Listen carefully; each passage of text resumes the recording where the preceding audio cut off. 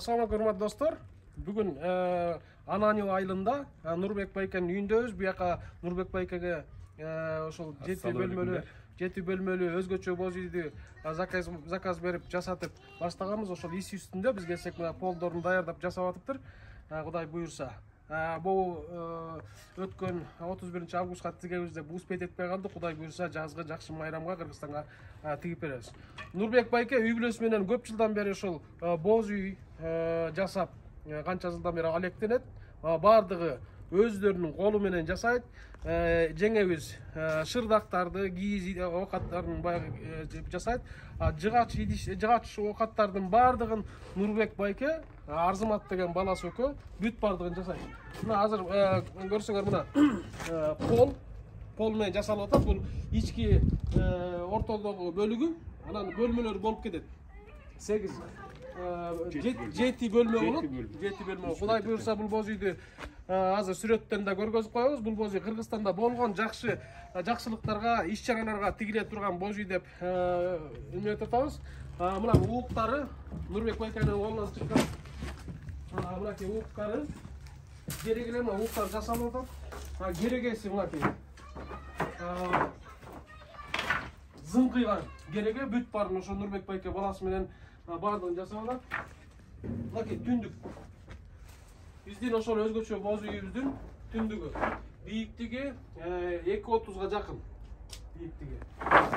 110 баштык боз үй болот.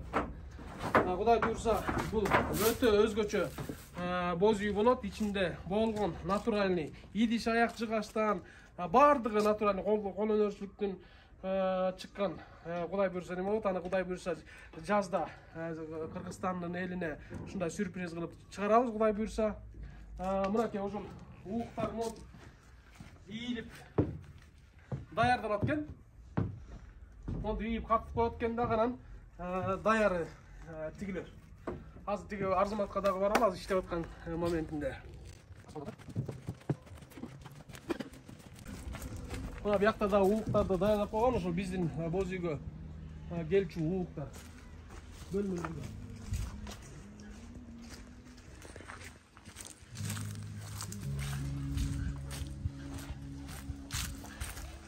Мына уукту монтип ийеткен да. Мына Арзымат Нурбек аганын баласы. Тетигил жерден Арзымат өтүп кетели.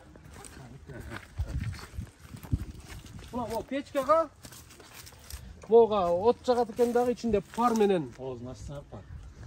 Мынакей. Момдай кылып жыгачты салып аткан, жыгач жумшарып калат экен. Жумшаргандан кийин тетигинтип каалагандай ийип алса болот экен. Каалагандай формага келтирсе. Түндүктү мына түндүктү ийе турган.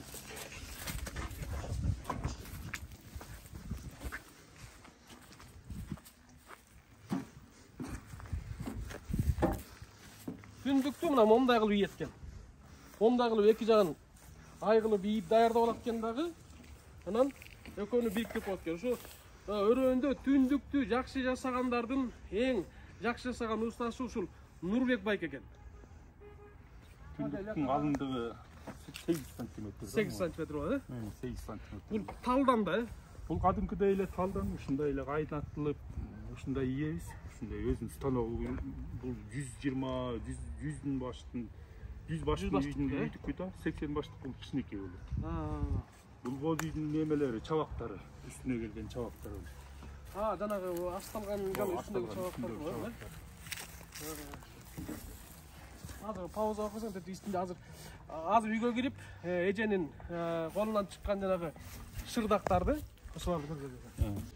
Мына ошол биздин боз үйгө алынып койгон кийиздер болот. Монун баары ошол биздин боз үйгө кете турган кийиздер. Азыр шырдактарын да көргөзөйүн. Карасы дагы, агы дагы булардын баары каминелеп өтөтүлүп, бу эмелери, оймолору чогуу түзүлөт. Жабык башы шырдак жалаң ак менен кара болот да, естественный цвет болот. Бияка боелгондо эчтеке кошулбайт.